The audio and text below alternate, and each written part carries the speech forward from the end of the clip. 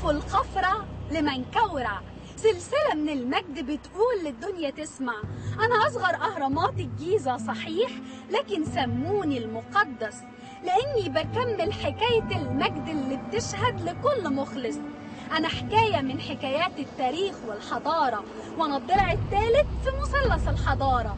أنا التاريخ بيا اكتمل، أنا الأكيد مش المحتمل، وأنا المحاولة الصح الأكيدة في طريق طويل لمحاولات كتيرة لبنى الأهرامات. هرم الملك منكورع. هرم منكورع هرم بناه ابن الملك خفرع، ارتفاعه حوالي 66 متر ومدخله جهة الشمال، يرتفع 4 متر عن مستوى الأرض، وكان مكسي من أسفل بالجرانيت لتعويض صغر حجمه.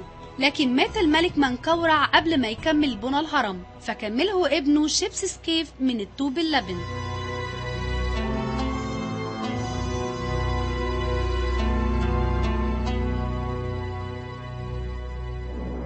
يقع بجانب الهرم 3 أهرامات صغيرة، 2 منهم لزوجاته، واللي كان أشهرهم الملكة خيعمرنتي الثانية بنت الملكة خيعمرنتي الأولى. أما الهرم الثالث فهو هرم العبادة أو الهرم الجنبي أو هرم القاع، وهو مخصص لروح الملك.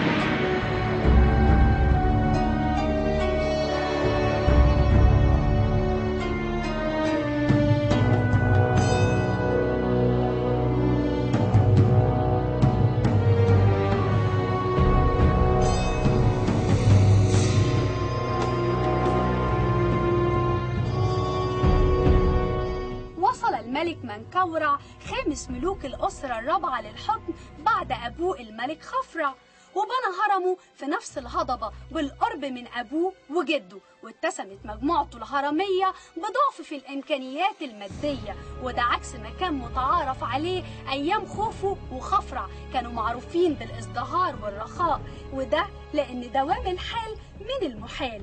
كمان عايزة أقول لكم حاجة، اشتهر الملك منكورع بمعاملة شعبه معاملة طيبة جدا، وعشان كده كان في عصره من حقهم إنهم يرسموا النقوش والزخارف الملونة على جدران المقابر، وكمان كان من حقهم إنهم يحطوا التماثيل اللي بتجسد شخصياتهم داخل المقابر، وبكده بيكونوا استردوا شعائرهم اللي فقدوها أيام خوف وخفرع.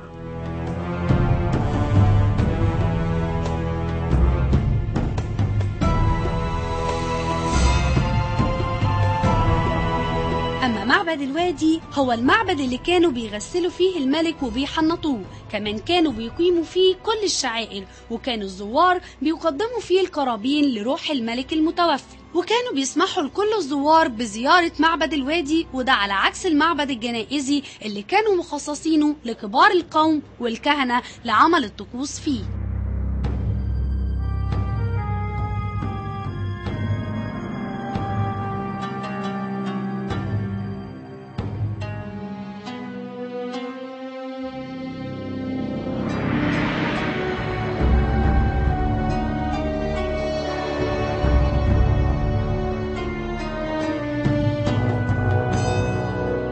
التاريخ وقف عن ذكر الأهرامات، وصمته ده كان تحية لعظمة البنى، واللي بعد كده يمكن العارف بالتاريخ يقوله، لكن العالم كله بيحفظ للهرم الثالث آخر أهرامات الجيزة، ومصر كلها صفة آخر أهرامات الجيزة، لكن ولا عمرها تنتهي سيمفونية العطاء الفرعوني العظيم، وهتفضل حكاية الأهرامات عبقرية اتخلقت عشان تدوم. الحكاية مش رموز ومش رسوم ومش حجارة، الحكاية عارفها من آلاف السنين شمس شاهدة على الحضارة.